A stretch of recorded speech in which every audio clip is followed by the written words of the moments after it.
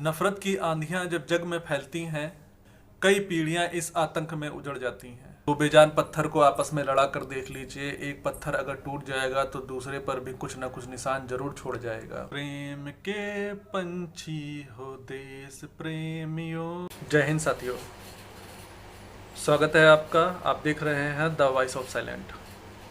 दोस्तों, कभी ना कभी आपके साथ ऐसा ज़रूर हुआ होगा, जब आप स्कूल में पढ़ रहे थे तो एक दिन ऐसा होता है कि जब क्लास के अंदर कोई टीचर नहीं आता है और आप क्लास में बैठे होते हैं, शांति से पढ़ रहे होते हैं। आप नहीं पढ़ रहे होते तो कुछ और बच्चे पढ़ रहे होते हैं, कुछ बच्चे खेल रहे होते हैं, कॉपी किताबों में कुछ ना कुछ वो कट जीरो बनाकर खेलते हैं। कुछ बच्चे शैतानी कर रहे होते हैं, गाली गलौज कर रहे होते हैं, सीटों पर इधर उधर कूद रहे होते हैं, दौड़ रहे होते हुए हैं। आप सभी के जीवन में कभी ना कभी ऐसा ज़रूर हुआ होगा अगर आप स्कूल में पढ़े हुए हैं। तभी अचानक होता क्या है कि एक सीनियर टीचर कोई क्लास के बाहर से जा रहा होता है और वो देखता है, तभी सडनली वो क्लास के अंदर आ जाता हुआ है और सारे क्लास के बच्चों को खड़ा कर देता है और वो कहता है, कितनी बदतमीज़ हो तुम लोग, और ये वो फलाना ढिमाका, जो ना वो बातें बोल जाए। और जो उनमें से अच्छे बच्चे होते हैं वो अपनी सफाई रखने की कोशिश करते हैं कि सर मैं तो पढ़ रहा था, लेकिन वो सुनने को तैयार नहीं होते हैं।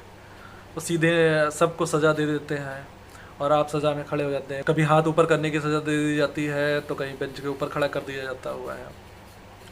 सारे ही बच्चे मायूस होते हैं, वो सोचते हैं कि हमने तो कुछ किया नहीं, फिर भी हम ऊपर सज़ा में खड़े हो गए, हम निर्दोष हैं और सर ने हमारी बात सुनी भी नहीं।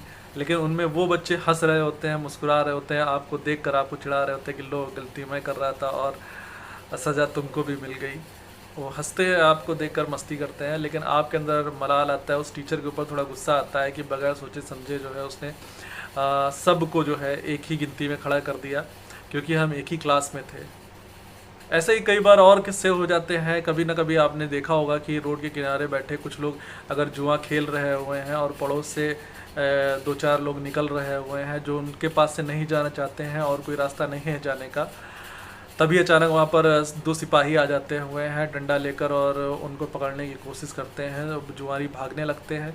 जुआरी भागते हैं तो उस भगदड़ में जो सही शरीफ लोग जा रहे थे वो भी उसमें शामिल हो जाते हैं और सिपाही डंडा चलाना शुरू करते हैं, तो जुआरियों के साथ साथ उनको भी दो चार डंडे पड़ जाते हैं। जो निर्दोष थे उधर से पास से केवल जा रहे थे या वो जुआरी पकड़े जाते हैं तो उनके साथ में वो भी पकड़ जाते हैं। वो सफाई देते हैं कि मैं कुछ नहीं कर रहा था, मैं तो पास से जा रहा था, और आप देखते हैं तो आपके मुंह से दो चार अपशब्द जरूर निकल जाते हैं उस सिपाही के लिए, देखो बिना देखे उसको भी पकड़ लिया। ये ऐसे तमाम ऐसे किस्से हैं जब गलती किसकी होती है और निर्दोषों को सज़ा मिल जाती है, भी आपने कई बार ऐसे देखा होगा।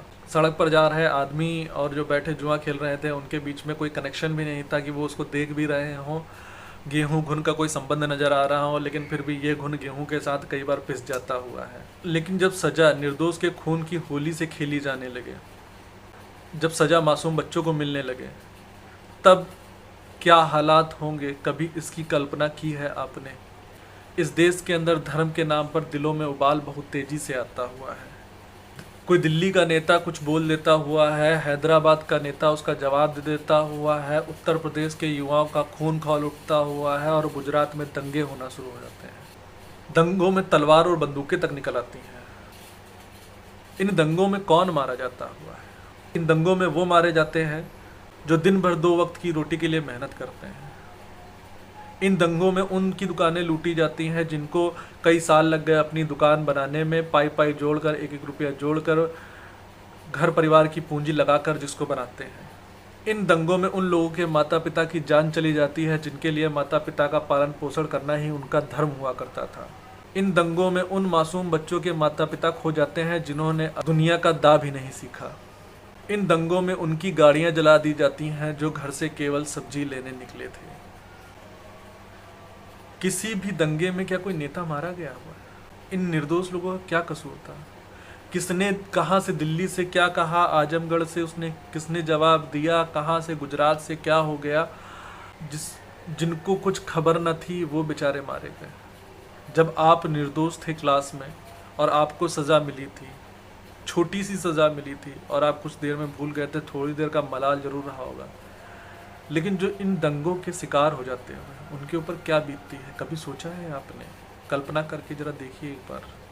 जितना बुरा आपको उस क्लास में सज़ा पाकर लग रहा होगा, इन निर्दोष लोगों को उससे भी ज़्यादा बुरा लग रहा होगा, ऐसा आप आपको लगता होगा, आप ऐसा महसूस कर सकते होंगे। धर्म के नाम पर लोगों के अंदर इतनी आग पैदा होती है, उबाल आता हुआ है, गलत देखकर खून खौलता है। मैं पूछता हूँ उन सब से कि आपका खून तब क्यों नहीं खौलता है जब बीच सड़क पर किसी लड़की का बलात्कार हो जाता हुआ है। आप मुजरिम को जानते हैं लेकिन आप उसके खिलाफ कुछ नहीं करते। आप कानून के भरोसे बैठ जाते हैं और मोमबत्ती लेकर रोड पर निकल जाते हैं श्रद्धांजलि देने के लिए। तब उनकी तलवार और बंदूकें क्यों नहीं निकलती हैं? जब थाने में बैठा दरोगा किसी कमज़ोर से बिना पैसे लिए एफआईआर नहीं लिखता हुआ है या देखकर भी आपके अंदर का खून क्यों नहीं खौलता है? तब आपकी तलवारें और बंदूकें कहाँ चली जाती हुई हैं? जब 4 माफिया आपके ही मोहल्ले में किसी कमज़ोर के घर पर कब्जा कर लेते हैं, उस वक्त आपका खून क्यों नहीं खौलता है? जब नोटबंदी में 60-40 पर काले पैसे को सफ़ेद किया जा रहा था बैंकों में, उस वक्त आपका खून क्यों नहीं खौल रहा था? तब आपकी तलवारें बंदूकें कहाँ चली गई थीं? तब क्या तुमको गलत नहीं दिख रहा था?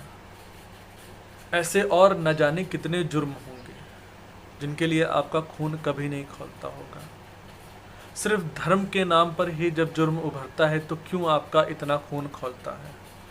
आप कोई भी अपराध देख लीजिए, वो अपराधी हर धर्म में होंगे ज़रूर।